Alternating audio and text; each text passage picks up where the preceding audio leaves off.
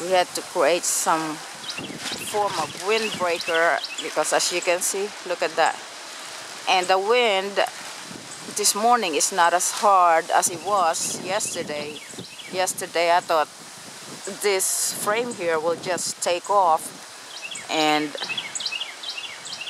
we had to actually, as you can see, anchor it down because we don't have it really stable yet. We didn't have it stabilized, and I had mentioned that this frame is still a bit unsteady, unstable, so we still had to work on weighing it or stabilizing it so that when the wind pick up like this, it don't get blown over. But as you can see, the wind, I guess, is around 7 miles per hour this morning, but as you can see, the wind gust can still cause problem in the garden. So we did a lot of things in order to prevent damage on a plant anymore, because the last frost we had, I lost some plants, and of course you had to go to plan B whenever one decide to plant early in a hope of and attempting to have earlier harvest, which I like to do. And as you can see, it looks like it's winter all over again in my garden. Everything are well covered and hopefully well protected from the wind, but it might not be completely protected. But as you can see, those plastics acts as a windbreaker.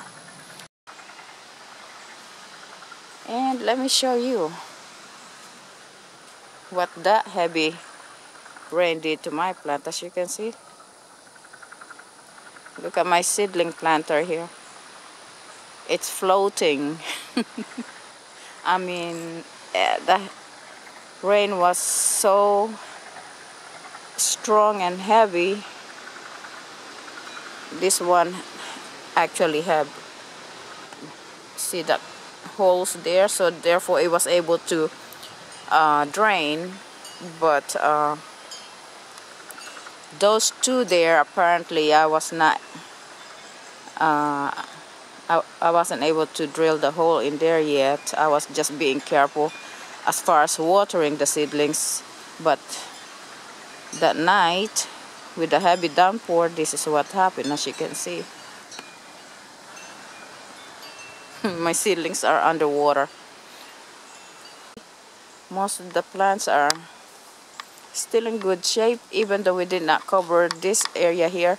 But because of the, if you look up there, this entire roof of my hoop house is well covered with this fabric, which also acts as a shade cloth and prevent too much UV ray here in summer, to protect some of my milder weather plants like this lettuce here, celery.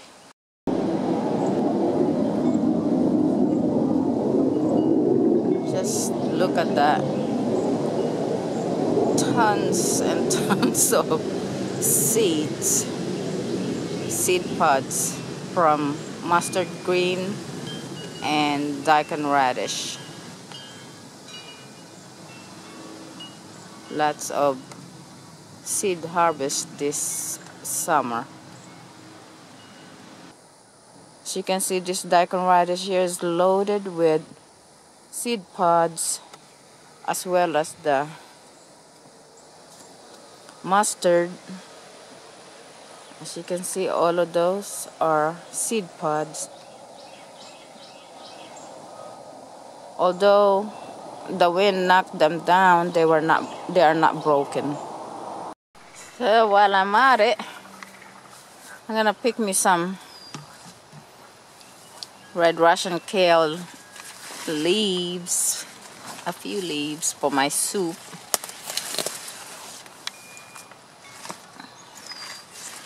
Just get enough for today's lunch.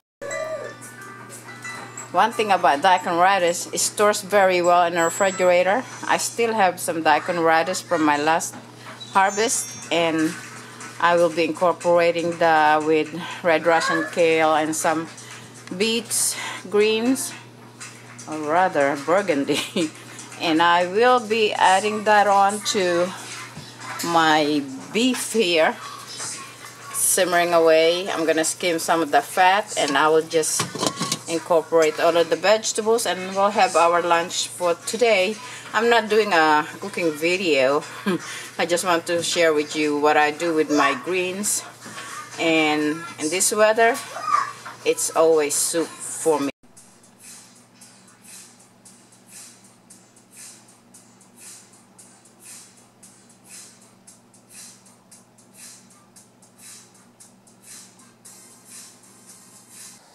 We are still experiencing gusty winds every so often, and it's really quite chilly this morning.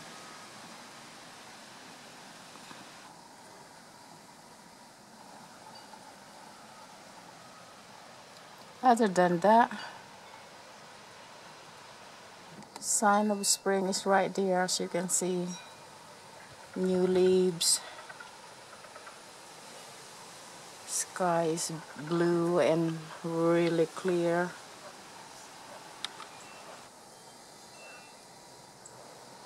It's beautiful, except for the chill in the air.